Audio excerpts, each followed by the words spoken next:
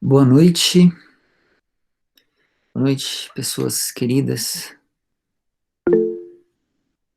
Boa noite, Anelisa. Boa noite, Marcelo, Matheus. Boa noite, Fernanda, Heitor, Yasmin, Beatriz, Gustavo, Vinícius, André. Boa noite.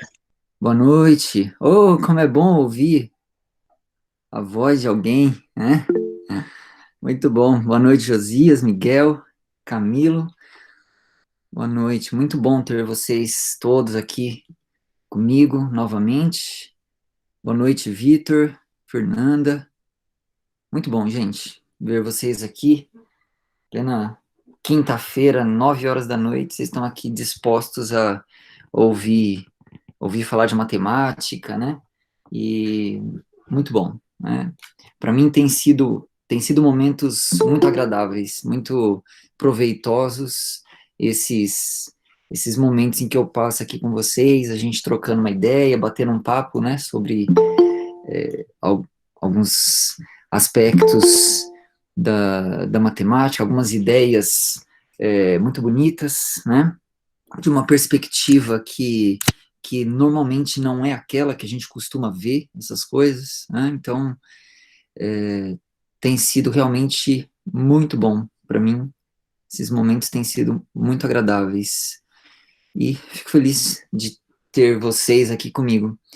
Ah, acredito que todos devem ter visto, né, assim, o tema que eu propus para trazer como discussão. Na verdade, eu tinha adiantado já na semana passada, né, que traria um pouco sobre esse assunto, mas eu gostaria de falar hoje um pouquinho, assim, conversar um pouco com vocês, assim, nessa pegada mesmo de bate-papo, ouvir bastante vocês aí, os comentários e tal, perguntas, mas eu queria falar sobre algo que com certeza não é nenhuma novidade para vocês, no sentido de, assim, de conhecerem, de já terem ouvido falar do objeto que eu vou tratar aqui, né, nessa nossa aula aqui, né, não é nada novo, né, todos nós aqui, tenho certeza que já ouvimos, já nos deparamos com o tipo de função e com o tipo de movimento, né?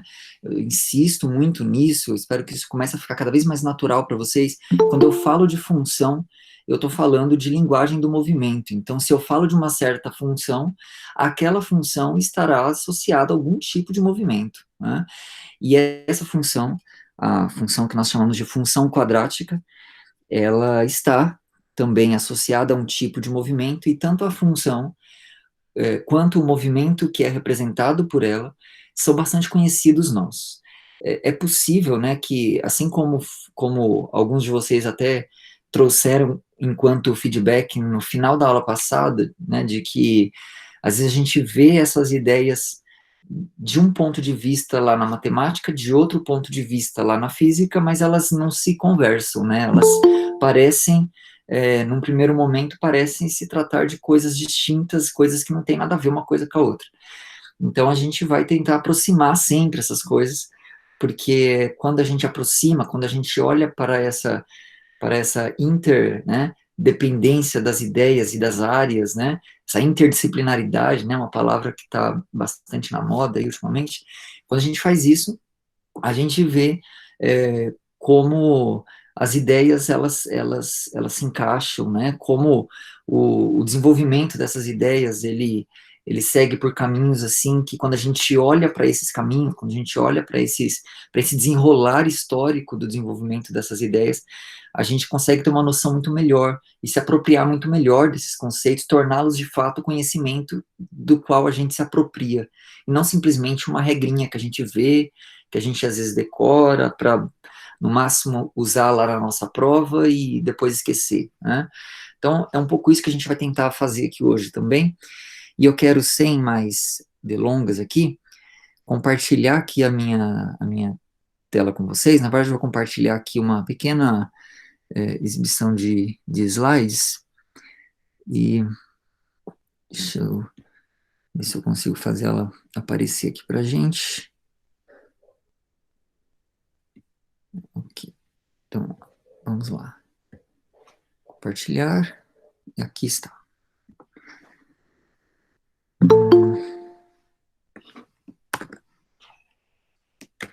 Me deem um ok se vocês estão conseguindo visualizar a, a minha apresentação, esses slides, ok, né?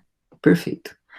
Maravilha. Então, bom, o assunto que esse assunto, né, que eu quero trazer para vocês hoje, a gente pode olhar e a gente vai olhar para ele de três pontos de vista distintos, três pontos de vista distintos, mas que, assim, no final a gente tenta juntar tudo e ver que tudo é uma coisa só e diz respeito a um objeto apenas, né? E, e essas três coisas seriam, primeiro, a função quadrática, né? Vamos tentar entender um pouquinho de como é que ela aparece aí nessa história. A parábola, né? Parábola é um objeto geométrico, né? Uma figura geométrica, que como a gente vai ver daqui a pouquinho, já é assim considerada e estudada na matemática desde os primórdios da própria matemática, né? E o terceiro, esse tipo de movimento, né? Também um dos tipos mais conhecidos nosso, né, de movimento. É um movimento que a gente vê muito no nosso dia a dia. Na verdade, a gente vive sofrendo a ação desse tipo de movimento, né? Que é o chamado movimento uniformemente variado. Bom, eu vou começar. Então, são três aspectos, três pontos de vista, três perspectivas diferentes. E eu quero começar por aquela que, desses três, seria a mais antiga, que é o objeto geométrico, que a gente dá esse nome de parábola.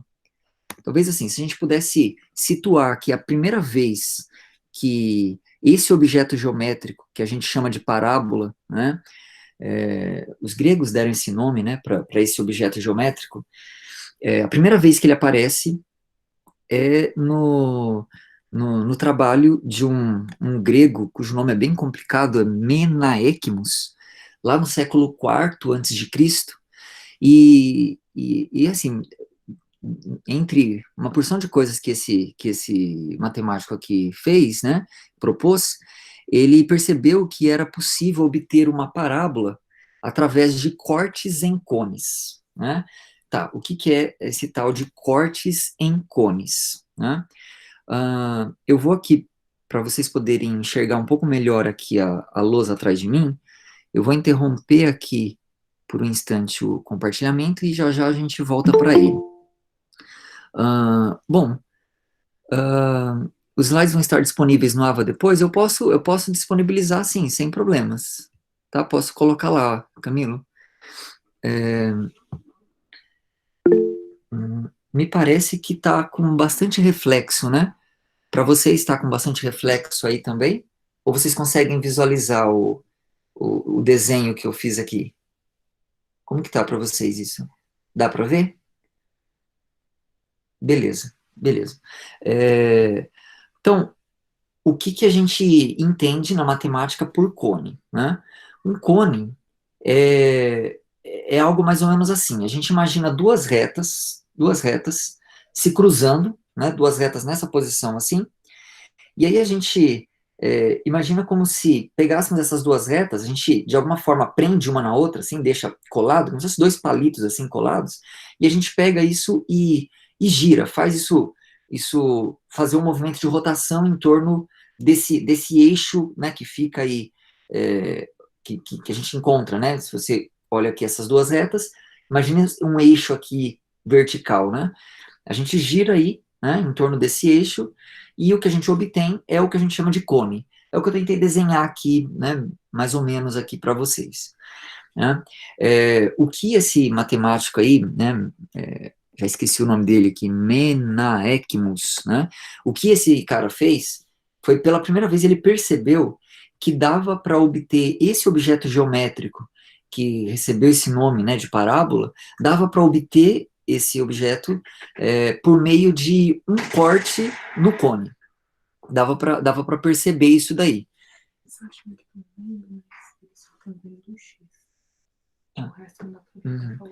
Ele percebeu isso, né, que dava para dava para fabricar, dava para obter esse objeto, né, esse objeto geométrico, a parábola, por meio de corte em cone, né? Para a gente enxergar isso de maneira mais prática, sugiro que você faça o seguinte, assim, não agora, né, assim, depois de terminar a live e tal, você procura aí na sua casa, sabe aqueles funis, né, aquele funil, né, que a gente usa, né, era muito comum antigamente, hoje em dia nem tanto, mas é possível que você tenha um funil aí na sua casa. Você pega esse funil, né? O funil ele tem esse formato cônico, né?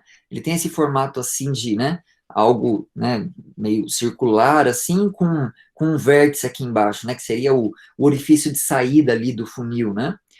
Beleza, você pega esse funil aí, você vai lá na caixa de ferramentas que você tiver aí na sua casa também, pega aquelas, sabe aquelas serrinhas, né? Aí você pega aquela serrinha e pega o funil, vira ele, deixa ele nessa posição aqui, ó, nessa posição, né? Então aqui estaria o funil, aqui estaria o orifício de saída dele, né? Você deixa ele nessa posição, e aí você vai pegar a serrinha e você vai serrar o funil, né? Você vai fazer isso. Talvez sua mãe, seu pai não fique tão feliz, mas você explica para eles que é pelo bem da ciência, tá bom? Eles vão entender. E aí você vai fazer esse corte, só que esse corte, ele tem que ser da seguinte forma. Aqui que eu não sei se está dando para vocês verem bem, talvez o meu movimento aqui, ele tenta ajustar e aí não dá para enxergar muito bem. É, talvez seja melhor fazer com a folha de papel, né? Fazer menos trabalho e menos dor de cabeça, né? Mas esse corte, ele tem que ser feito de tal forma que, ó, eu fiz o corte aqui em cima, aliás, eu vou fazer o desenho aqui embaixo, que daí eu acho que aqui embaixo está mais fácil de vocês enxergarem. O corte, ele tem que ser mais ou menos assim, ó.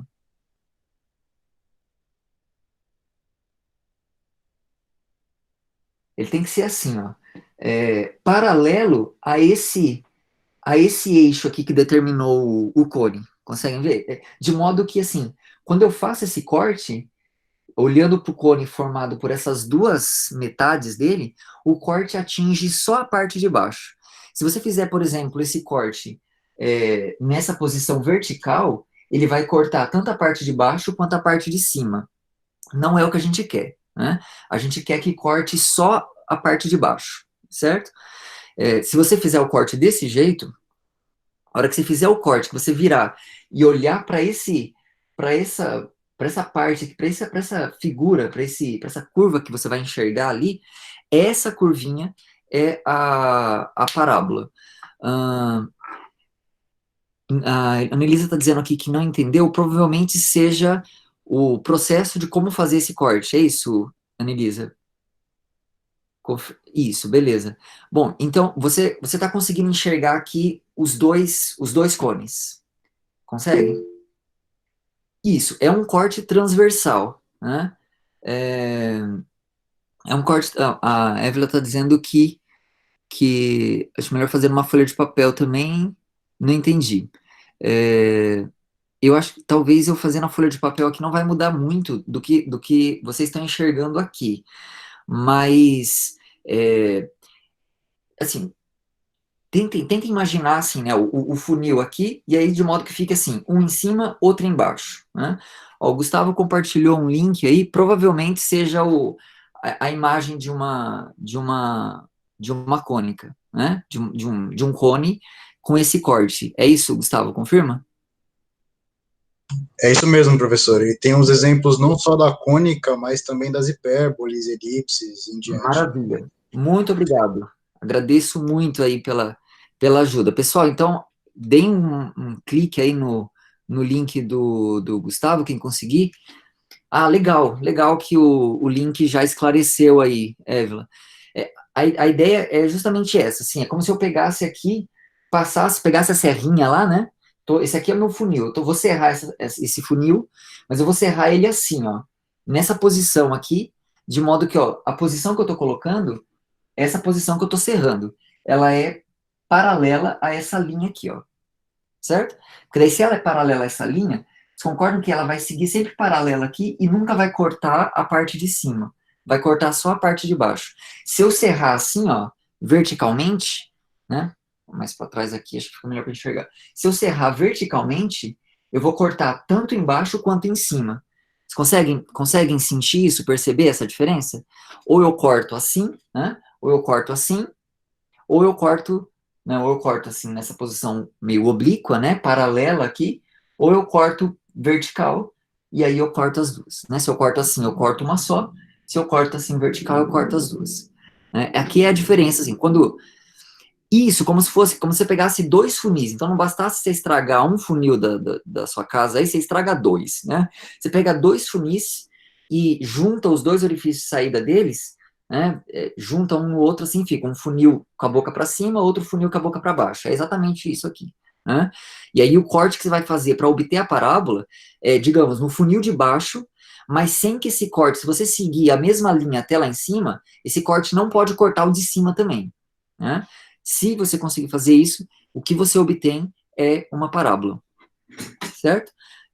Quando corta os dois, a figura geométrica que é obtida, o nome que ela recebe é o nome hipérbole, né? Bom, então é desse objeto geométrico que a gente está falando, e lá no século IV antes de Cristo, aquele matemático grego, que eu não vou conseguir nunca lembrar o nome daquele cara, deixa eu encontrar aqui novamente minha apresentação.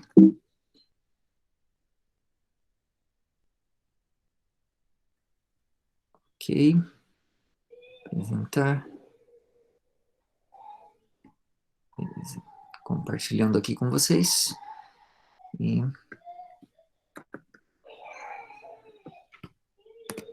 estão visualizando aí, né? Certo? Beleza, então, isso que a gente estava observando aqui, né, que vocês conseguiram enxergar aí no link que o Gustavo colocou aí para gente, é o que Mena Ekmos, né, esse matemático aí, percebeu, né, que dava para obter uma parábola através de cortes em cones, né. Ali no século terceiro, no terceiro século antes de Cristo, né, um outro matemático, na verdade, esse aqui talvez tenha sido o maior matemático que já existiu, um sujeito chamado Arquimedes, né? Arquimedes, ele conseguiu estabelecer o cálculo da área do que eles chamavam de segmentos parabólicos, né? O que seria um segmento parabólico? Bom, um segmento parabólico, eu vou fazer um desenho aqui, vou parar o compartilhamento aqui novamente, para desenhar para vocês o que seria esse tal do segmento parabólico. Então, imagine que isso aqui seja uma parábola, tá bom? E aí a gente pega essa parábola e corta com uma corda, com uma reta, né? Faça esse corte aqui. E aí, quando eu faço esse corte, a gente automaticamente constrói uma região desse tipo, né?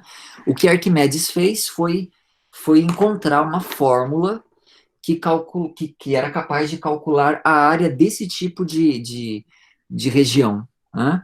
O que na época era simplesmente assim incrível e revolucionário, porque até então assim, se calculava a área de retângulo, triângulo, polígonos, né? Isso aqui não é polígono, né? Isso aqui é uma região que é limitada por uma curva, né? E ele conseguiu um método muito eficiente para cálculo desse tipo de figura que está baseado nesse objeto geométrico chamado parábola, né? Então vamos voltar aqui para a nossa apresentação. Então, século III, Arquimedes conseguiu fazer isso daí, e também no século III surgiu esse cara, Apolônio de Perga, e Apolônio de Perga ele estabeleceu o primeiro estudo sistemático de cônicas, né? Pela primeira vez ele organizou o estudo do que a gente chama de cônicas. E o que são cônicas? Cônicas são esses objetos geométricos que são obtidos a partir de cortes em cones, certo? Ou seja, quando eu falo de parábola, eu estou falando de um tipo particular de cônica, né? Tem outras. Hipérbole é uma cônica, elipses são cônicas, né? Enfim, então, pela primeira vez, né, lá no século III a.C., Apolônio de Perga ele estabelece ele faz um tratado, né, um estudo, assim, sistemático das chamadas cônicas. E por essa razão ele recebe o nome de o pai das cônicas, né? Quando aqueles que forem fazer a disciplina de geometria analítica vão ouvir falar bastante dessas cônicas, né? Quem é considerado o pai das cônicas é esse sujeito, Apolônio. E, bom, depois disso, o próximo momento, assim, relevante, digno de destaque, que a gente poderia colocar aqui na história, quando esse objeto geométrico, ele ganhou uma relevância, foi lá, então perceba um salto que a gente deu aí, lá para o século XVI, com Galileu Galilei, a gente tem mencionado bastante ele aqui nessas lives, né? E, e qual foi a, a proposta, né? E como o Galileu Galilei usou a parábola, né? Em que sentido a parábola aparece nos estudos e naquilo que Galileu fez, né? Galileu, ele tinha interesses, ele tinha um interesse, né? Bem, assim, próximo, né, assim, bem específico, no estudo do movimento de lançamento de projétil. O que seria lançamento de projétil, né? Aquele que era o alvo central de estudo de Galileu era o lançamento de balas de canhão, né? Era um problema que eles tinham, né? E, aliás, um problema super relevante do ponto de vista das guerras que aconteciam, né? Então, ia acontecer uma guerra lá e eu tenho, uma das minhas armas é um canhão, né? Só que eu preciso, de alguma forma, entender é, qual deve ser o ângulo que eu devo posicionar o meu canhão, de modo a atingir a distância, de modo que a bala de canhão atinge exatamente o ponto que eu quero atingir, lá onde estão as bases inimigas, né? Então, esse era o problema, como entender o movimento desses projéteis, desses corpos que a gente lança, né? A gente aplica uma força inicial neles, vai imprimir uma velocidade inicial e deixa eles serem lançados, estarem a partir daí sob a ação da força gravitacional, e esse objeto que é lançado vai cair em algum ponto, né? A pergunta é, tá, em que ponto é esse, né? A partir de, se a gente consegue entender isso, a gente pode saber qual deve ser o ângulo, né? Dependendo de qual é a distância que eu quero lançar e tudo mais. Então ele estava interessado em questões relacionadas a isso, e ele percebeu que o movimento e que a trajetória descrita por um corpo, por um projétil, né, que foi lançado, era justamente, precisamente, uma trajetória parabólica, né? Ele percebeu isso, e aí, assim, aquele objeto geométrico que era estudado lá pelos gregos no contexto de cortes em cones, né, e calculavam áreas de coisas envolvendo parábola e tal. Esse objeto geométrico, ele, de repente, ganha importância e relevância no ponto de vista de entender um certo movimento, né? Um movimento aqui específico, que é, nesse caso, um movimento de lançamento de projétil, né? E, então a gente vê aqui a parábola aparecendo, né? é, Ligada a esse tipo de movimento.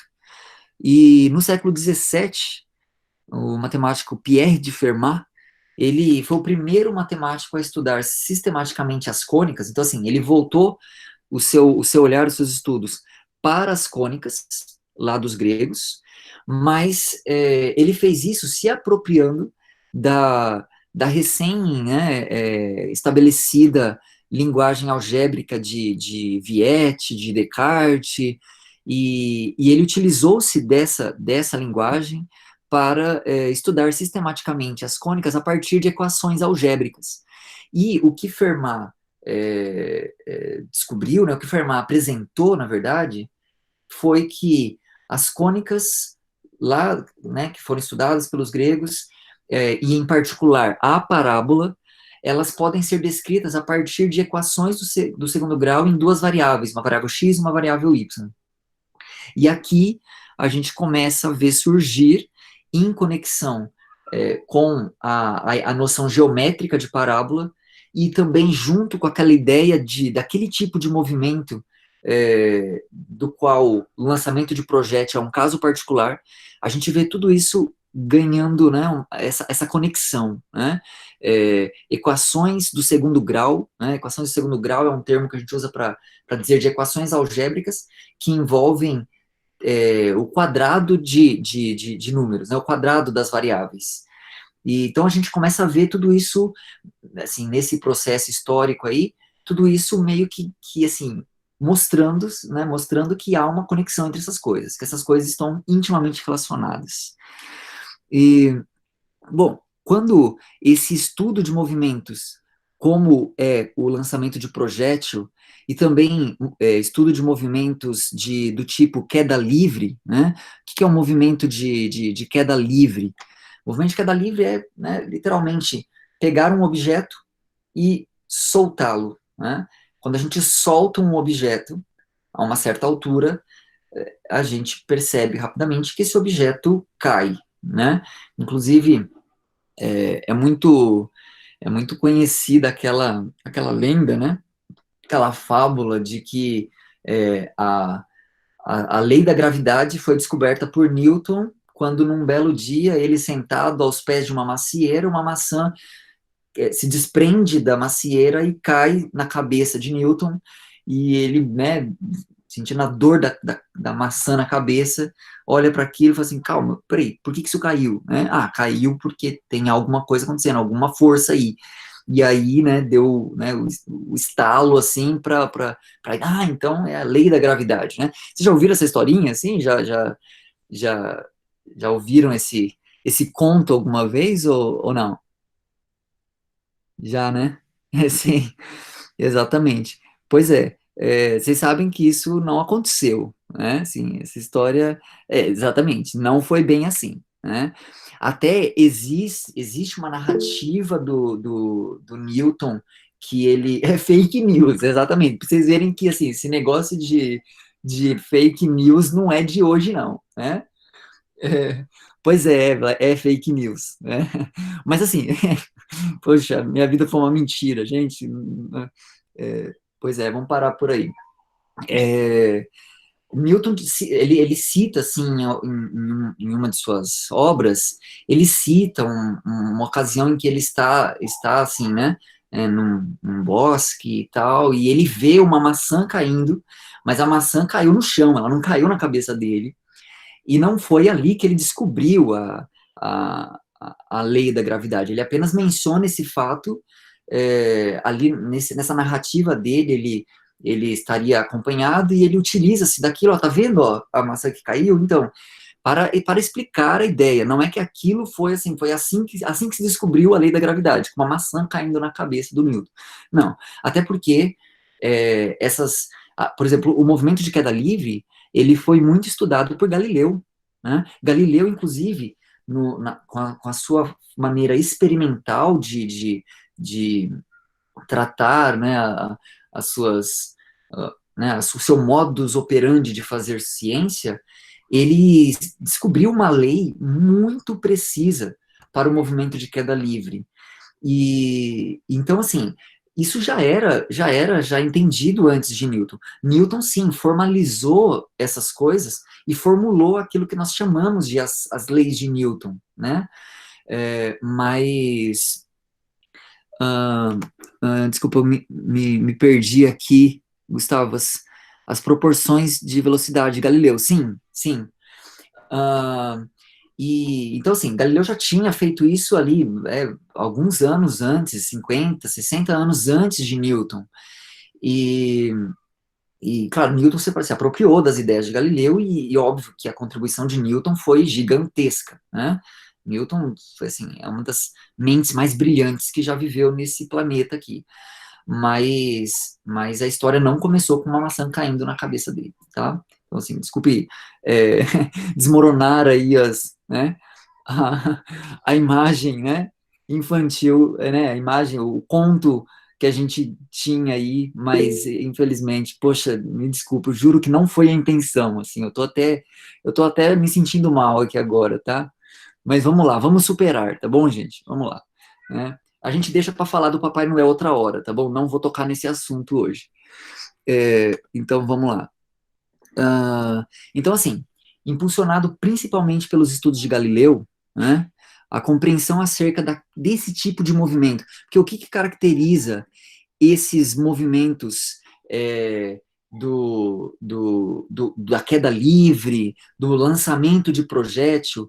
O que caracteriza primeiro, percebe-se de maneira muito clara que nesses dois tipos de movimento há uma variação na velocidade do objeto. Vocês concordam comigo que, vamos pensar no movimento de queda livre, se eu solto um objeto a uma certa altura, esse objeto vai cair. Vocês concordam comigo que há uma variação na velocidade desse objeto que cai? Sim ou não? Concordam que varia a velocidade? Concordo, né? Então, assim, bom, e claro, né? Por que que varia? Bom, se não variasse, se eu tô com um objeto, segurando o objeto aqui, né? Sei lá, pegar esse apagador aqui. Tô com o objeto aqui. Qual é a velocidade desse objeto nesse momento? Né? O referencial sou eu aqui, tá? Zero. Velocidade é zero. A hora que eu solto, o que, que vai acontecer com a velocidade dele? Vou soltar, espero não quebrar. Né? Soltei. Né? A velocidade dele permaneceu a mesma ou ela mudou? Permaneceu a mesma ou ela mudou? Ela muda, ela aumenta. Se ela permanecesse a mesma, como ele tinha velocidade inicial zero, a hora que eu solto, ele ficaria parado no ar, né? Então, ele não tem velocidade, a velocidade dele muda, ela varia, ela varia. Então, primeira coisa, eu não estou falando de um movimento uniforme, daquele que a gente tratou na aula passada, porque o movimento uniforme é aquele no qual a velocidade não muda, né? É aquele movimento que acontece quando a resultante das forças atuando sobre o corpo é nula, né? Quando, quando eu estou segurando esse objeto aqui, ele está parado. A resultante das forças atuando sobre ele é zero, né? A hora que eu solto, eu deixo de exercer a força que eu estou exercendo para mantê-lo, para manter essa resultante nula. Então ele vai estar simplesmente né, aqui sob a influência da força gravitacional, que é uma força, né, um vetor que está atuando nele, de modo que essa força vai promover, né, quando há uma força não nula, quando há uma resultante não nula de forças, então isso vai provocar uma alteração na velocidade. E essa alteração da velocidade é que vai fazer com que ele, então, passe a se mover, e essa velocidade a gente percebe, ela aumenta. Né? É por isso que, se eu pulo de cima sei lá, de uma altura de 2 metros, eu posso sentir uma dorzinha no calcanhar. Agora, se eu pular de uma altura de 10 metros, acabou para mim, né? Porque a velocidade ela vai aumentando, né? Acontece que ela aumenta, mas da mesma forma como a gente fala de velocidade enquanto taxa de variação da posição, né? Quer dizer, o que é velocidade? Velocidade é aquela grandeza que tem por objetivo medir a variação da posição. Né? E o que seria bom, então, a velocidade é isso, é a taxa de variação, é aquilo que mede o quanto varia a posição. A, a velocidade, quando ela varia, a gente também pode falar da taxa de variação da velocidade. A essa grandeza, a essa nova grandeza, que visa medir, captar a taxa de variação da velocidade, nós chamamos de aceleração. Aceleração, esse é o nome. Né? E, e quando o movimento é de tal forma que a aceleração, ou seja, a taxa com a qual varia a velocidade é constante, né, a gente vai dizer, então, que esse movimento é do tipo uniformemente variado. Né? Então, só recapitulando para deixar as ideias claras. O movimento ele é uniforme quando a taxa de variação da posição, ou seja, a velocidade é constante. E o movimento é uniformemente variado, quando a velocidade possui taxa de variação constante. Ou seja, quando a aceleração do movimento é constante. E é o caso do movimento de queda livre, né? Porque a força gravitacional ela, né, segundo a lei estabelecida por Isaac Newton, né, ela é proporcional, a força exercida sobre um corpo é sempre proporcional à aceleração, né? Quer dizer, se há aceleração, se há mudança de velocidade, se há alteração na velocidade, é porque há força. E a constante de proporcionalidade é precisamente a massa daquele objeto, né? Ou seja, aquela formulinha que a gente vê bastante, F igual a m vezes a, né? Força é massa vezes aceleração. E essa aceleração gravitacional é constante. E, portanto, todo objeto em queda livre, ele está no movimento do tipo uniformemente variado, ou seja, com aceleração constante. Gente, como estamos até aqui? Tá fazendo sentido o que eu estou falando? Alguém quer perguntar alguma coisa? Alguém não entendeu alguma coisa? Gostaria que repetisse, voltasse alguma coisa? Tudo certo? Ok, maravilha. Então, é, então, beleza. Então, esse tipo de movimento começou naturalmente a ganhar, a chamar atenção, né? Os movimentos que acontecem com aceleração constante, né? A esse tipo de movimento, né?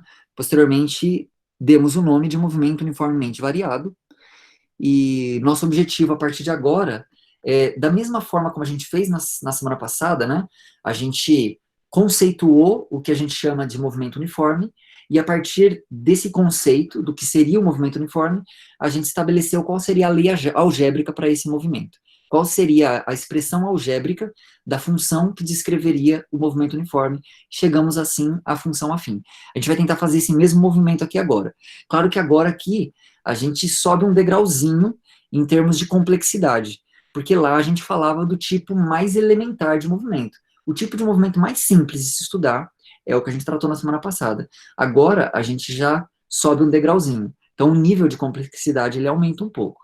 Mas espero que vocês venham aqui junto comigo para a gente ver se consegue fazer essas ideias ganharem sentido, tá? Qualquer coisa, assim, vocês me avisem, a gente para, a gente volta, tá bom?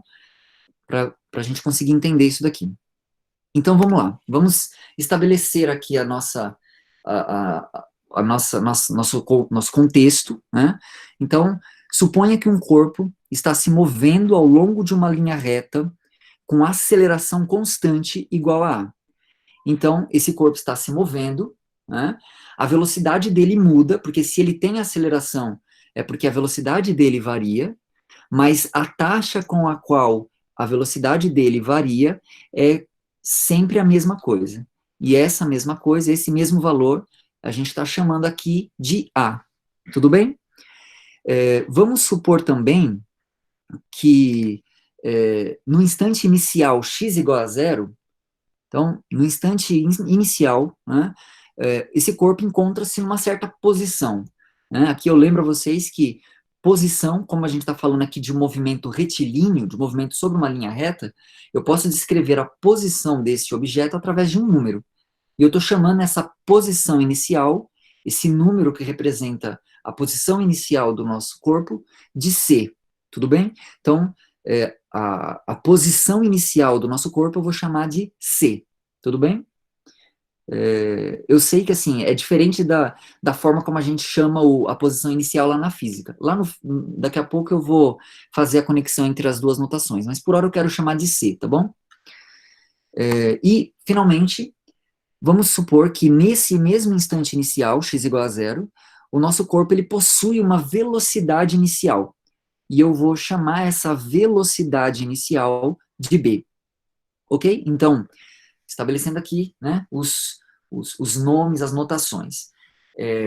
A é a aceleração desse corpo, que é constante. Ao longo do movimento, a aceleração ela não muda. Né? Ela permanece sempre a mesma coisa, sempre será A.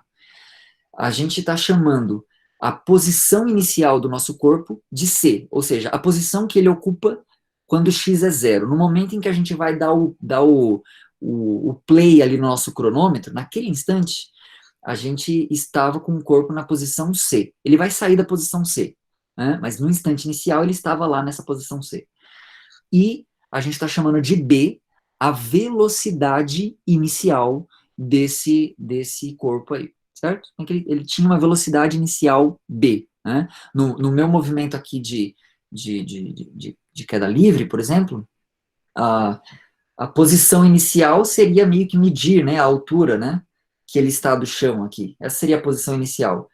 A velocidade inicial, nesse caso, seria zero, porque eu estou mantendo ele parado, né? Mas ela pode não ser, né? Eu posso, ao invés de simplesmente soltar esse objeto, eu posso jogar ele no chão. Quando eu jogo ele no chão, eu estou imprimindo uma velocidade inicial, que vai aumentar depois pela ação da força gravitacional, né?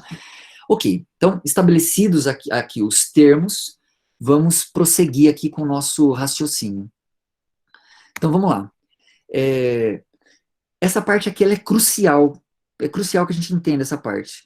Ó, uma vez que a variação da velocidade, que é o que a gente chama de aceleração, é constante, né? Então, a função que descreve a velocidade em função do tempo é uma função afim. Vocês concordam com essa frase? Ó, se a velocidade varia a uma taxa constante, então a função que descreve a velocidade é uma função afim. Digam para mim, sim ou não? Vocês concordam com essa frase? E o argumento para justificar isso é precisamente o argumento que a gente usou na aula passada. Vocês concordam? É exatamente o mesmo argumento. Porque o que a gente fez na aula passada foi ver, ó, eu tinha a posição que variava uma taxa constante. E aí a posição, por variar a uma taxa constante, é descrita por uma função afim. Agora, a única coisa que mudou é que eu não estou falando da posição, eu estou falando da velocidade. Mas a velocidade varia uma taxa constante. Portanto, ela vai ser descrita por uma função afim. E não qualquer função afim. Com os nomes que nós estabelecemos, ela será descrita precisamente pela função afim v igual a ax mais b. Né? Lembre, b é a velocidade inicial, ou seja, se eu faço x igual a zero, então a velocidade vai ser igual a b. Né? E a é a aceleração que é constante, ou seja, se eu calculo a aceleração média, né, faço v de x menos v de zero dividido por x menos zero, por exemplo, a gente vai ver que esse resultado vai dar, como a taxa de variação da velocidade, a aceleração aqui é constante, essas acelerações médias vão dar sempre A. É o que a gente observa se a gente toma essa lei aí, V igual a X mais B. Né? Então, essa é a expressão que descreve a velocidade desse nosso corpo em função do tempo. Só que o que eu quero aqui, eu não estou interessado na lei da velocidade. A lei da velocidade é meio que a gente já construiu semana passada. Eu estou interessado na lei que vai descrever a posição, né? Na lei que vai descrever a posição desse corpo aí em função do tempo, né? Que eu estou chamando de x aqui. Então, vamos estabelecer aqui mais um nome, né? Então, y para a gente vai denotar a posição desse corpo, a posição que o corpo ocupa no instante de tempo x. Então, y de zero, né, já está estabelecido. Y de zero é o que a gente colocou aqui atrás, ó. Y de zero é a posição inicial. Então, y de zero é c. Né? Y de zero é c. Bom, então, se y descreve a posição desse corpo no instante de tempo x, então vamos calcular a velocidade média entre os instantes 0 e x. Né? Então, velocidade média, o cálculo dela é esse ΔY sobre ΔX, né? Ou seja, variação da posição sobre a variação do tempo. Como eu estou calculando a velocidade média entre os instantes 0 e x, então a variação ΔY vai ser y de x, ou seja, a posição inicial, menos y de zero, ou seja, posição final, y de x, menos posição inicial, y de zero, dividido por o instante final, x, menos o instante inicial, zero. Então, como resultado, a gente obtém y de x, eu estou denotando só por y, menos y de zero, a posição inicial a gente está chamando de c, dividido por x menos zero, que é x. Ok? Então, com isso, eu estabeleço uma expressão para a velocidade média entre esses dois instantes aí, 0 e x. Ok? Agora é que vem a grande sacada desse argumento, ela vem nesse ponto. Talvez seja o ponto mais, assim, delicado do argumento, o ponto-chave, assim, que vai dar o segredo aqui pra gente. Qual seria esse ponto-chave, né? A gente está fazendo, então assim, eu estou com uma velocidade média sendo calculada entre dois instantes, 0 e x, certo? Então eu estou fazendo uma média da velocidade entre esses dois instantes, 0 e x. Acontece que a velocidade, ela varia de maneira proporcional. Vocês concordam comigo? Que a velocidade varia de uma maneira proporcional? Hã? Concordam com essa frase? Concordo. Né? Por que que ela varia de maneira proporcional? Porque ela segue uma lei de função afim. Né? Há uma proporcionalidade na variação da velocidade. E se há uma proporcionalidade, e eu estou fazendo uma média entre esses dois pontos, perceba que a gente conhece a fórmula que dá a velocidade instantânea em qualquer ponto, entre 0 e x. Né? Quando eu faço a velocidade média entre os instantes 0 e x, devido a essa proporcionalidade, essa média entre esses dois instantes coincide exatamente com a velocidade no instante que fica bem no meio dos dois. Eu vou repetir a frase, porque talvez no primeiro momento ela não seja tão natural. Se eu estou com a velocidade variando proporcionalmente, então a média da velocidade entre 0 e x, ela coincide, ela é igual ao valor da velocidade instantânea no instante que fica exatamente no meio entre 0 e x. Fez sentido essa frase que eu acabei de falar para vocês? Né? É a ideia da proporcionalidade. Como esse movimento ele acontece de maneira proporcional, se eu faço a média entre esses dois, a média vai dar exatamente o valor que acontece ali no meio. Né? Como o Gustavo está dizendo ali, pô, velho, é exatamente uma média. Né? É isso aí, né? É isso aí. Então, vamos lá. Então, devido a essa variação uniforme, né, devido a essa variação proporcional da velocidade, é possível então perceber que a velocidade média entre esses dois instantes 0 e x coincide com a velocidade instantânea no instante que fica exatamente no meio entre 0 e x. E, bom, quem fica no meio entre 0 e x? É exatamente x sobre 2. Né? É a metade de x. A metade de x é o instante que está no meio entre 0 e x. Né? E a velocidade média, devido a essa uniformidade na variação da velocidade, é exatamente a velocidade instantânea no instante x sobre 2. Bom, mas como a gente conhece a lei para a velocidade em qualquer instante x, a velocidade no instante x é ax mais b. Portanto, no instante x sobre 2, não será outra coisa que não ax sobre 2 mais b. Agora eu preciso dar uma parada e dizer, faz sentido isso para vocês? Essa afirmação de que a velocidade média coincidirá com a instantânea lá no ponto médio, isso ganha sentido para vocês? Assim, faz algum sentido isso? Ou parece algo muito esquisito? Né? Esse é o ponto-chave desse argumento. Né? Uma vez que a gente enxerga isso, agora a gente pode fazer o seguinte. Então perceba, ó, na linha de cima aqui, ó, Vm, a velocidade média, é igual a essa expressão, y menos c sobre x.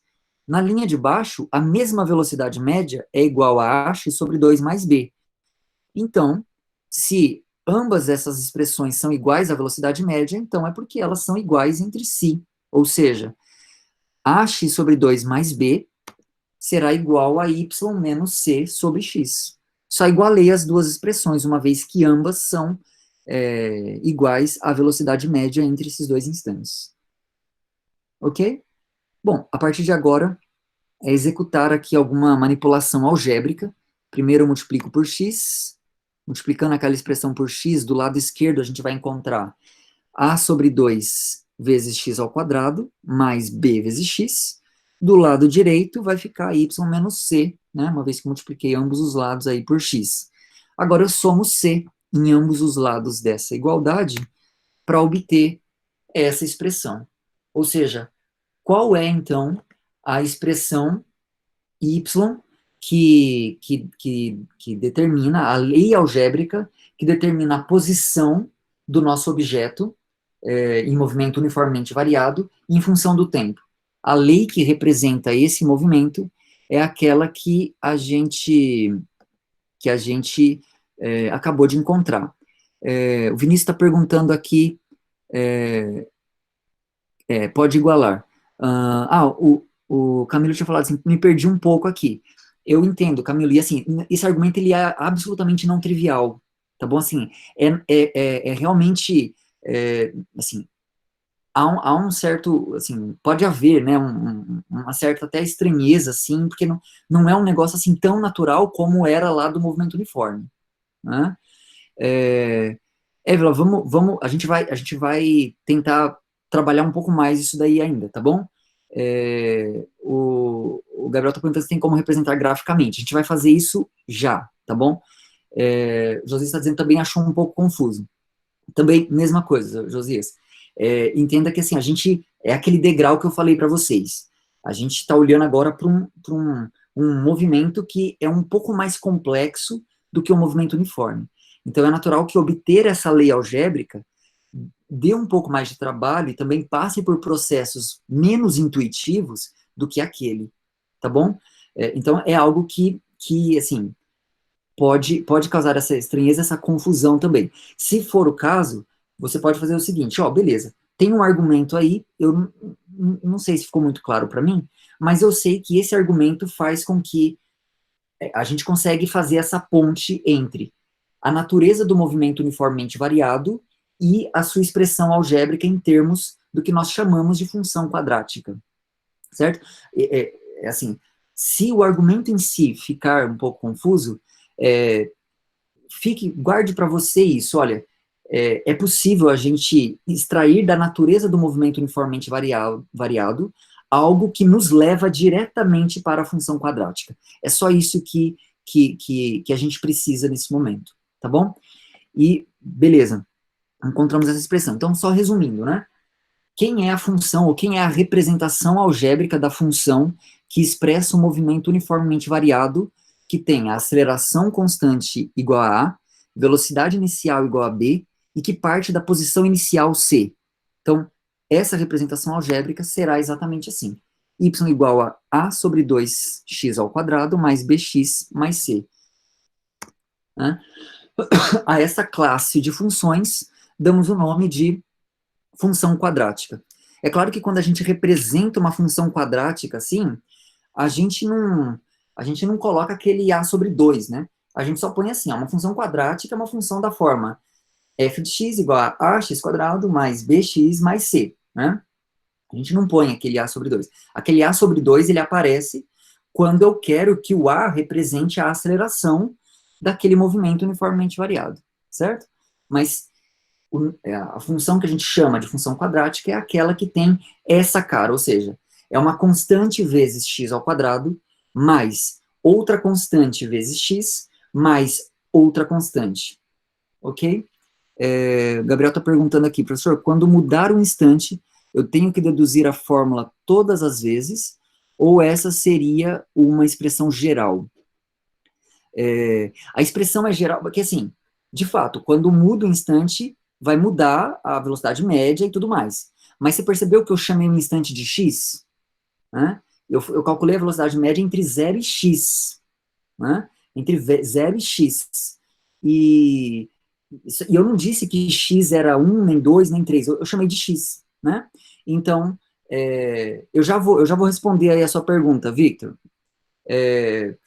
Então, assim, como eu já chamei de x, a lei que eu obtenho no final é automaticamente uma lei geral, porque ela serve para qualquer instante que eu quiser colocar, né? O Vitor está perguntando, isso tudo é o sorvetão, não sei se vocês aprenderam assim, é o sorvetão mesmo, né? E eu até coloquei aqui para vocês verem. Ó, a gente está acostumado, né, na notação comumente utilizada na física, o tempo a gente não costuma chamar de x lá na física, o tempo a gente chama de t, né?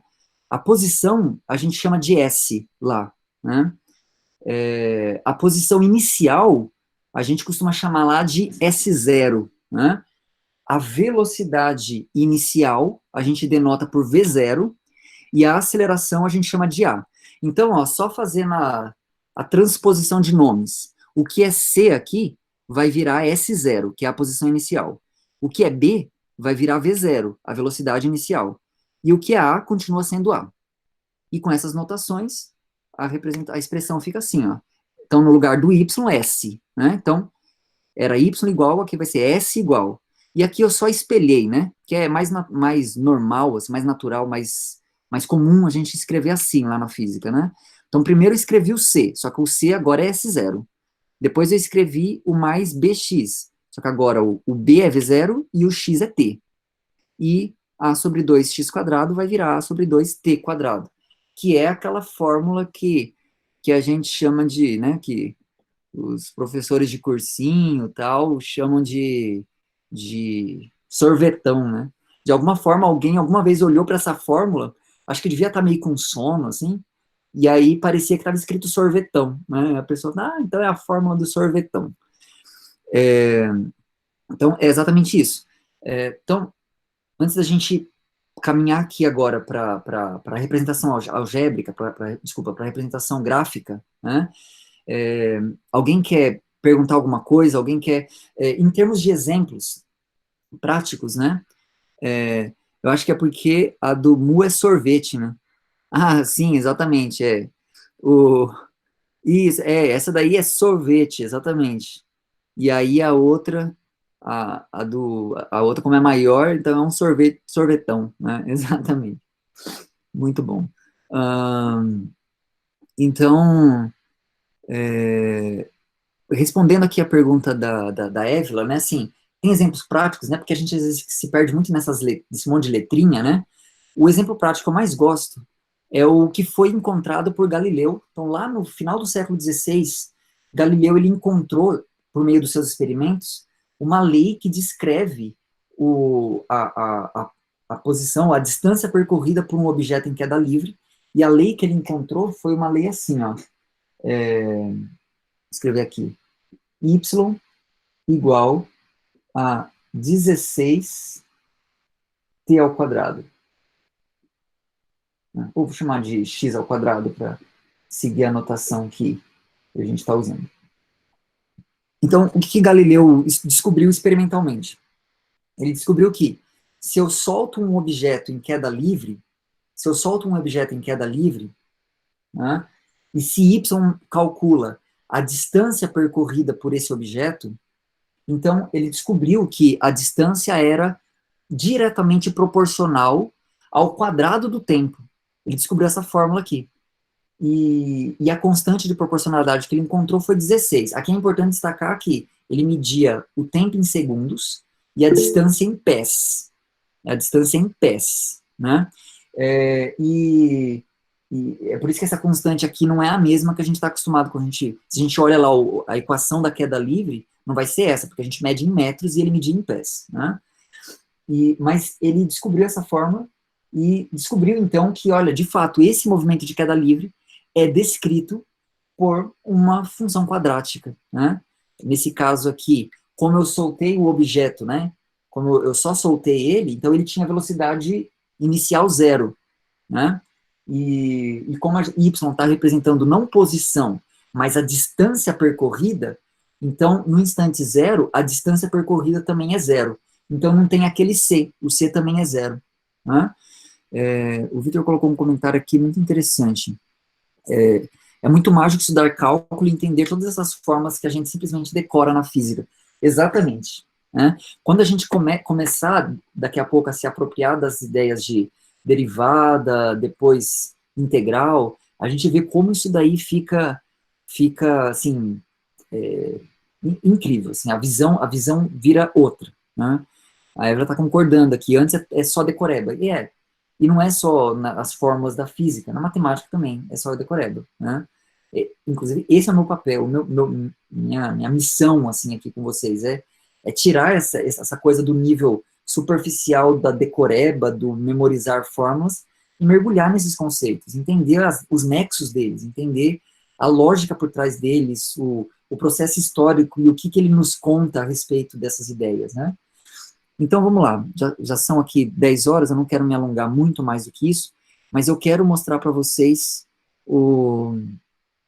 quero mostrar para vocês aqui, deixa eu interromper aqui essa apresentação, deixa eu ver se não tem mais nada aqui, não.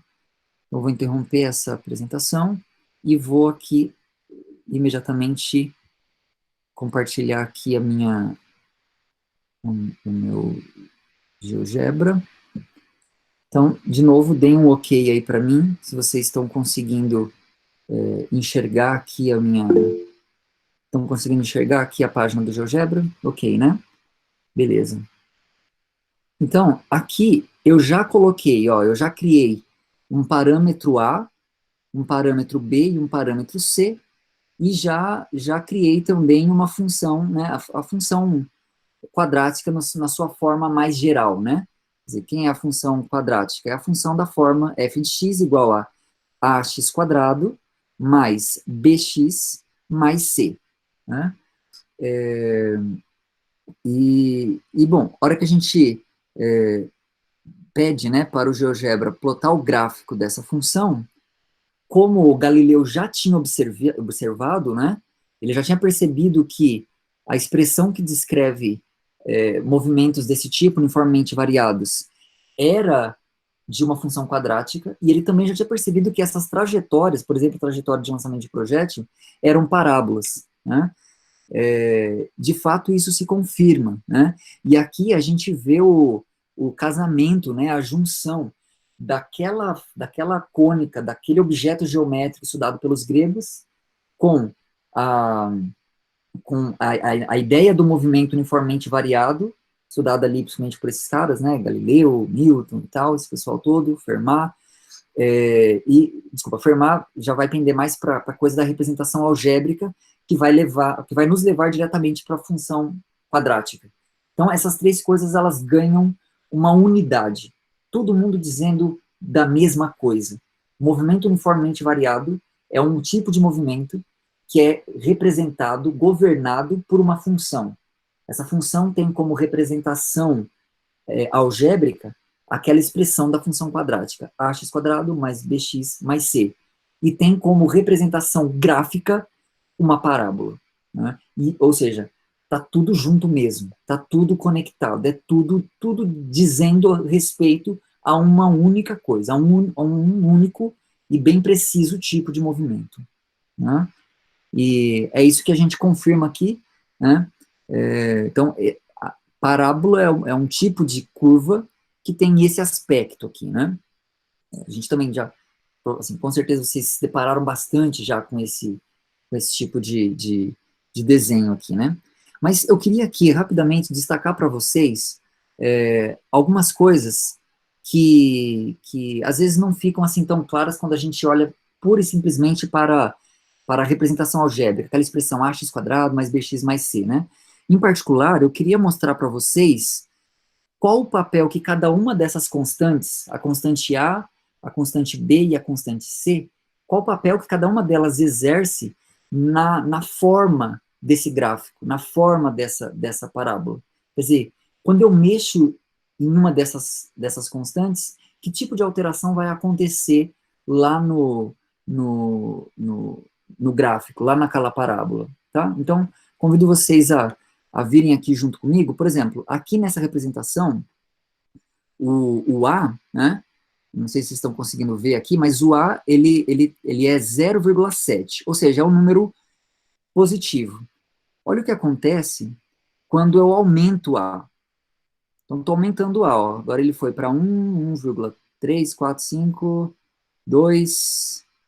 Vocês percebem o que acontece conforme eu aumento o valor de A? Quando o A aumenta, o que acontece com a forma da parábola? O que vocês perceberam aí que acontece? Digam aí para mim. O que acontece com a forma da parábola à medida que eu aumento? Ela vai fazendo isso aqui, né? A parábola está aqui, ela vai fazendo assim, né? Ela vai fazendo assim. Quanto maior o A, mais fechadinha ela vai ficando, né? Aumenta né? Esse crescimento, né? Se você olha para isso como sendo uma trajetória, né? Essa linha de crescimento, ela vai aumentando, ela vai ficando mais rápida, né? Então, é isso que a gente começa a perceber aí. Quer dizer, a ideia é, quanto maior é a aceleração, cada vez mais rápido vai se mover esse objeto. É isso que a gente está percebendo, né? E emagrece, né? Exatamente. E aí, então, eu vou colocar... Bom, vamos fazer outra coisa. Então, agora, claro, se eu volto aqui para trás, né? Se eu vou diminuindo A, vai diminuindo cada vez mais, né? Ó, 0,9, 0,8, 0,6, 5, ela vai aumentando, né? Ela vai ficando mais gorda, né? Usando a mesma nomenclatura aí, né? Vai ficando mais gorda. Só que ela vai ficando mais gorda, 0,2 ela tá assim, 0,1, 0,1 aqui. Ela tá que já nem cabe no meu visor aqui, no display aqui do GeoGebra, de tão gorda que ela ficou. Agora, o que vai acontecer quando... aqui a gente só pula de décimo em décimo, né? Mas olha o que acontece quando o A é zero. Como ficou a parábola quando o A virou zero? Então, ela estava aqui, estava assim, né? Eu fui diminuindo A, fui diminuindo A, diminuindo A, diminuindo A. O A foi chegando cada vez mais perto de zero e a parábola cada vez mais assim, aberta. Quando o A virou zero, o que aconteceu com a parábola? O que aconteceu? Ela virou reta, né? De fato, ela deixou de ser parábola. E por que ela deixou de ser parábola? Porque se o A é zero, a função não é ax quadrado mais bx mais c. Se o A é zero, então só fica bx mais c, que é a função afim, como vocês estão dizendo, né? Então percebam ó, a forma contínua, né? Vou me permitir usar essa palavra, apelando aqui para a ideia intuitiva que vocês já têm de continuidade. Perceba a maneira contínua como a parábola ela meio que se degenera numa reta. Ela estava assim, aí o A foi diminuindo, ela foi abrindo, abrindo, abrindo, abrindo, abrindo. Nesse processo de abertura, quando o A chegou no zero, ela automaticamente fica inteiramente aberta, ou seja, virou uma reta, virou função afim, né? E se continuar diminuindo para baixo do zero, o que vai acontecer? Então, ela veio nesse movimento aqui, ó, nesse movimento abrindo, abrindo, abrindo, até chegar no zero, virou reta. Baixou do zero, qual foi o movimento que aconteceu com essa parábola aqui agora? O que mudou na parábola? Então, eu estava lá com a parábola aqui, aí foi diminuindo, diminuindo, virou zero, virou reta. Aí ficou triste. Ela estava feliz, ficou triste. Né? Poxa, a melhor definição que eu já vi disso, melhor. Assim. Aliás, nas minhas aulas de cálculo, acabou falar de concavidade para mim. Eu nunca mais falo de concavidade. É função triste e função feliz. Enfim, está decidido, decretado isso aí. Né? Aliás, o próximo movimento é mudar os livros didáticos. Né? Precisamos disso. Então, vamos lá. Então, perceberam aqui, então, quer dizer, enquanto antes, né, ela estava feliz, né, agora ela ficou triste. Né? Eu vou botar aqui, vamos ver se vai funcionar, né? Vai. Ó, colocando aqui a animação, a gente vê, ó, o A aumentando, aí ela ficando mais fina, agora o A diminuindo, virou reta e aí ficou com cavidade para baixo, ficou triste, né? E aí, voltando, vai fazer o mesmo movimento. Então, percebam a continuidade. Ó, ela vai aumentando, aumentando continuamente até virar uma reta, quando A é zero, depois inverte a sua concavidade novamente. Beleza. Acho que está de bom tamanho. Digam para mim. Que bom que o gráfico fica feliz quando A está positivo, né? Tudo a ver, né? Tudo a ver, né? Não, eu não vou deixar triste, não. Já deixei ela parada aqui feliz, né? Feliz. Ela vai dormir assim. Exatamente, né? Se A é positivo, a parábola está feliz, né? Bom, mas ficou claro, então, qual é o papel do A, qual é o papel dessa constante A na cara, no formato, no aspecto da nossa parábola, do gráfico da função quadrática, certo? Vamos entender agora o papel.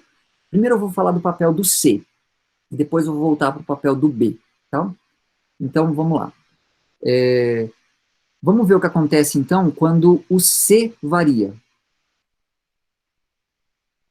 Vamos ver se vocês conseguem perceber e me dizer que tipo de movimento, que tipo de alteração acontece no gráfico à medida que o C varia.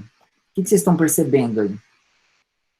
Quando o C varia, o que acontece com... Muda assim, né? Ela vai... É como se ela estivesse num elevador, né? Ela sobe e aí desce, né? À medida que o C aumenta, ela sobe. À medida que o C diminui, ela desce. Se a gente perceber, né? Note que quando a gente faz y de zero, o resultado dá C. Lembra que o C era a posição inicial? É a posição no zero. Então, o C determina em que ponto do eixo Y quer dizer, em que ponto do eixo Y a parábola vai cortar, né? Quer dizer, o ponto que a parábola corta o eixo Y é justamente o ponto C. Então, à medida que a gente varia o C, ele faz esse movimento vertical, de subir e descer, né? É isso que a gente percebe. Alguém tinha colocado aqui alguma pergunta? Professor, sobre o foco da parábola, qual o papel prático do cálculo do seu foco? O foco da parábola, ele é importante quando a gente quer dar a definição precisa, a definição geométrica precisa de parábola, tá bom? É uma coisa que vocês vão fazer, aqueles que forem fazer geometria analítica, vão fazer isso. Eu não tenho condições aqui de fazer isso com vocês, tá bom? Mas a importância do foco é para dar a definição geométrica precisa de parábola, tá bom? É exatamente isso que eles estão dizendo. Ela flutua, ela sobe e desce, né? É isso aí que acontece quando a gente varia o C, né? E vocês percebem que, dependendo da posição da parábola, ela vai cortar o eixo X duas vezes, uma vez, que na verdade ela não está cortando, ela só está tangenciando o eixo X, ou nenhuma vez. Conseguem perceber isso? Né? Nesse movimento aqui, por exemplo, do C, ó, aqui não está cortando nenhuma vez, agora tangenciou, agora está cortando duas vezes. Né? A hora que o C começar a voltar a subir, então aqui está tudo cortando duas vezes. O C está subindo, subindo, vai ter um instante ali em que vai cortar uma vez só, e depois vai cortar nenhuma vez. Né? Isso tem a ver com a parábola, com a função quadrática ter nenhuma raiz real, uma única raiz real ou duas raízes reais. Né? Beleza, e o B? Né?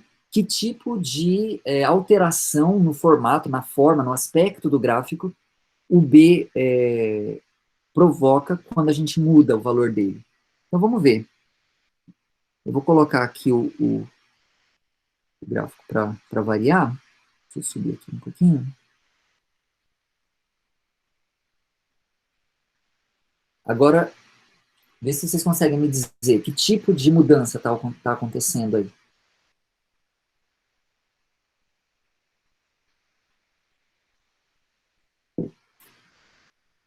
Ah, antes de pedir para vocês responderem isso, quando a gente variou o C, o formato, a geometria da parábola mudou? Porque lembra que o A muda a geometria da parábola, ou fecha, ou abre, ou vira reta, ou vira para baixo, né? Mas quando eu variei o C, a geometria da parábola não mudou, né? E agora, quando eu vario só o B, a geometria da parábola muda ou não muda? Né, o shape dela, a forma dela, muda ou não muda quando eu vario o B? Também não muda, né? Também não. Percebam que ela só tá passeando, fazendo um movimento assim, né? Aliás, eu vou desenhar um pontinho ali que representa exatamente o vértice dessa parábola. Agora, eu peço que vocês olhem fixamente para esse vértice e percebam que esse vértice ele percorre uma trajetória.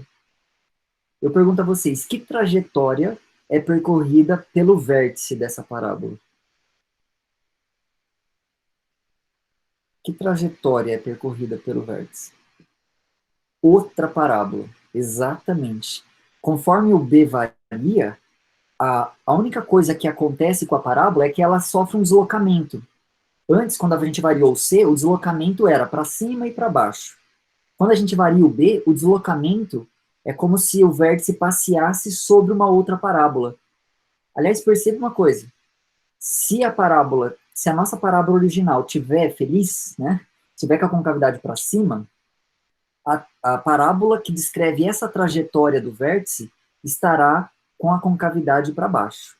Vocês percebem que a trajetória é uma parábola com concavidade para baixo? É uma parábola triste? Percebem? Tá claro isso para vocês? Né? Tá, né? Tem como calcular? Tem sim, Camilo. Tem sim.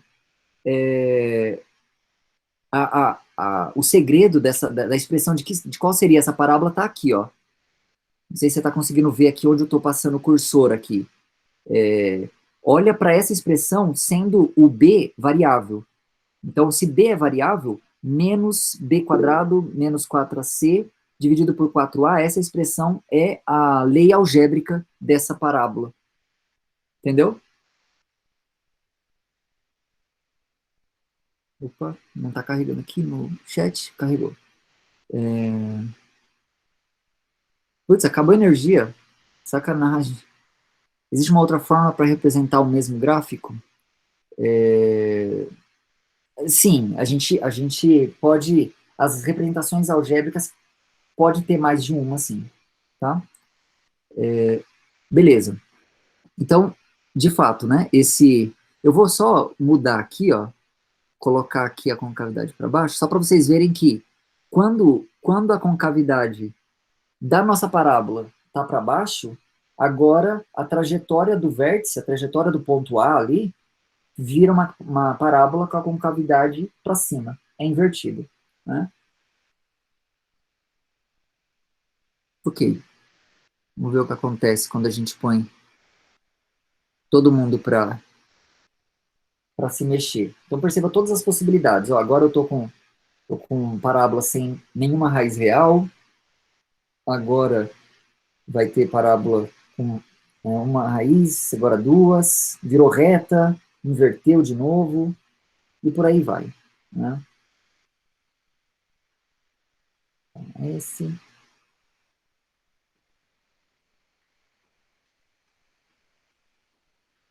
Ok? Uma outra dúvida, você pretende fazer uma live explicando de onde vem a forma de Bhaskara? Sim, Matheus, na verdade, assim, nos meus sonhos mais lindos, né, eu imaginei que eu ia fazer isso hoje, mas obviamente que não vai ser possível, né? Não vou conseguir fazer hoje, já passamos aí 18 minutos do tempo que a gente pretende ficar aqui. O Camilo dizendo que não entendeu a parte que eu falei da lei algébrica da outra parábola. Né? Você conseguiu... Pitágoras também seria uma boa. A gente já conversa sobre isso. Deixa eu só responder aqui a pergunta do Camilo. Camilo, você está vendo aqui onde está o meu cursor, aqui, essa mãozinha? Está conseguindo ver onde eu estou mostrando? Tá, né? Então, essa expressão que eu coloquei aqui é a fórmula para a expressão, né? Se f de x é ax quadrado mais bx mais c, então isso é uma parábola, o gráfico é uma parábola, e toda parábola tem um vértice, esse pontinho. Esse vértice, ele tem a sua expressão, a gente consegue determinar exatamente quem é a expressão do vértice, né? E a expressão do vértice, as coordenadas do vértice são essas duas aqui, né? Então, o que eu coloquei aqui foi isso aqui, né? A ordenada do vértice da parábola, né? Só que agora, nessa expressão, faça de conta que A e C são constantes, tudo bem? Porque lembra, quando eu coloco o B para variar, de fato, A e B estão fixados, então eles são constantes. E o B virou variável, né? O B está variando, o B está mudando. Então, se o A e o C são constantes e o B é variável, eu olho para essa expressão aqui como uma função de B. Esse menos, entre parênteses, b quadrado menos 4ac dividido por 4a, eu olho para essa expressão como uma função de b. E como ela é uma função que envolve b ao quadrado, então essa função de b é uma função quadrática. Você consegue perceber isso? B é a variável agora. o B está mudando ali, eu estou botando o B para dançar, para variar. E em função de B, essa função é quadrática, porque a dependência em termos de B é um B ao quadrado lá. Você conseguiu ver isso? Entendeu? Beleza. É por isso que vai dar a parábola. E por que que dá com concavidade invertida? Porque ela tem um sinal de menos aqui na frente, ó. Então, se o A é positivo, o coeficiente do B ao quadrado aqui vai ser negativo, e vice-versa. Se o A for negativo, o coeficiente do B quadrado vai ser positivo. Né? Então, é por isso que acontece essa inversão aí na trajetória da parábola, na trajetória parabólica percorrida pelo vértice. Tá bom? Bom, sobre a questão da fórmula de Bhaskara, como eu falei, eu tinha ideia de talvez trazer aqui no finzinho dessa live, não vai dar tempo. Se vocês concordarem que é uma boa ideia, a gente pode dedicar a live da semana que vem para falarmos da fórmula de Bhaskara, que é exatamente o que o Matheus está dizendo. A maioria da gente, quando a gente vê a fórmula de Bhaskara, né, a solução para a equação do segundo grau, a gente só decora aquela fórmula, né? É legal saber de onde ela vem. O que vocês acham? É uma boa a gente já definir esse tema para a live da semana que vem? O que vocês acham? Beleza, então fechou. Então semana que vem a gente fala da fórmula de Bhaskara. Eu, assim, a princípio pensaria, talvez seja muito pouco para uma live de 1 hora, mas eu sei que eu consigo ser prolixo a ponto de gastar 1 hora e 20 até, se eu quiser, falando da fórmula de Bhaskara. Então, beleza, a gente, a gente faz isso então. Fica combinado já. Semana que vem a gente vai falar da fórmula de Bhaskara. O Vitor falou que Pitágoras seria uma boa também. Bom, Vitor, podemos fazer o seguinte, ó, se eu terminar de falar da forma de Bhaskara semana que vem e ver que tem tempo, eu já encaixo o Pitágoras. Se não, em outra ocasião, a gente com certeza pode falar do Teorema de Pitágoras, sim. Beleza? Ok, gente, o que eu tinha para trazer para vocês era isso. Queria rapidamente aqui ouvir de vocês como é que foi aí para vocês. Imagino que talvez tenha sido um pouquinho mais pesado do que a da semana passada, né? E é natural ser, porque a gente está falando de um movimento que é mais complexo do que o da semana passada. Mas como foi aí para vocês? Conseguiram caminhar? Conseguiram me acompanhar? Assim, conseguiram fazer essas ideias ganharem sentido?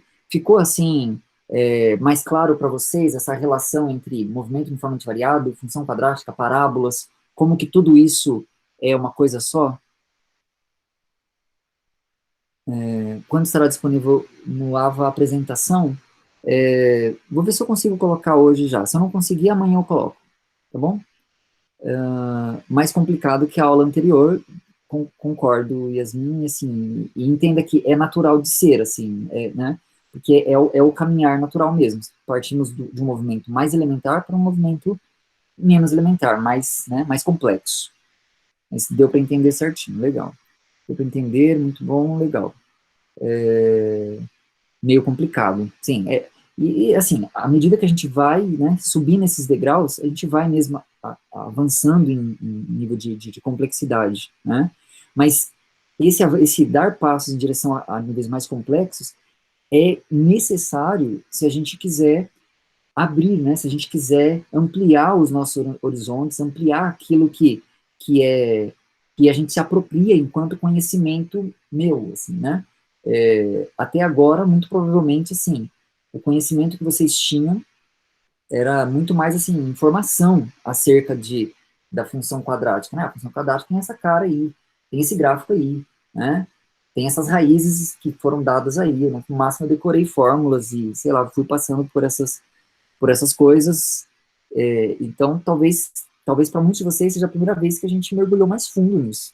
Então, é natural que o nível de complexidade aumente. Não se sinta mal, poxa, não consegui entender muito bem e tal. É natural que isso aconteça, tá?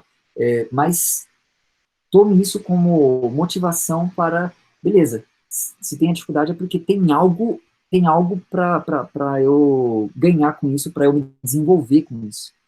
Eu costumo dizer assim, quando uma coisa é fácil demais, é porque, na verdade, aquilo não contribuiu muito com o nosso aprendizado, né? se algo vem muito fácil e assim, não, beleza, não, é isso aí mesmo que eu já imaginava aqui mais ou menos e tal, e quando é assim, a gente acaba crescendo muito pouco.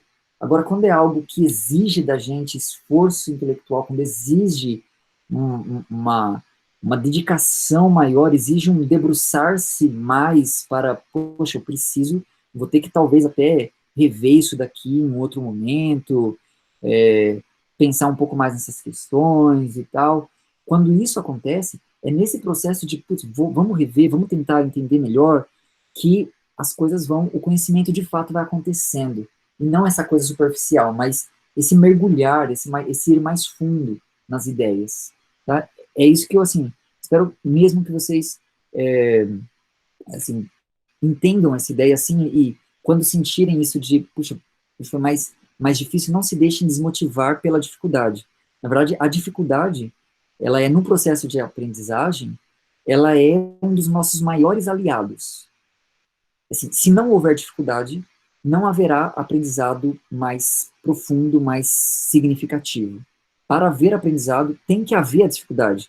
A dificuldade tem que se colocar. A gente tem que encarar a dificuldade. No pain, no gain. Exatamente, Gustavo. A gente tem que encarar a dificuldade, a gente tem que enfrentar a dificuldade e a gente tem que vencer a dificuldade.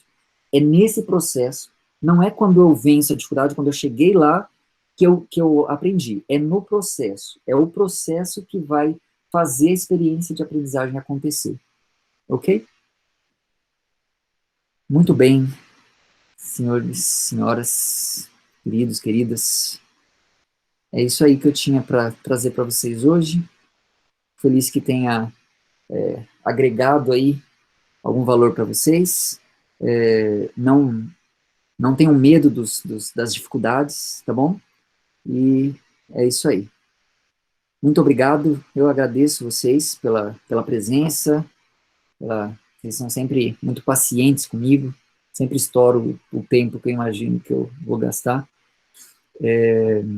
Obrigadão, gente. Um abraço aí para todos vocês. Até a próxima. Semana que vem estaremos aí falando então de Bhaskara, né? Até mais. Se cuidem, protejam-se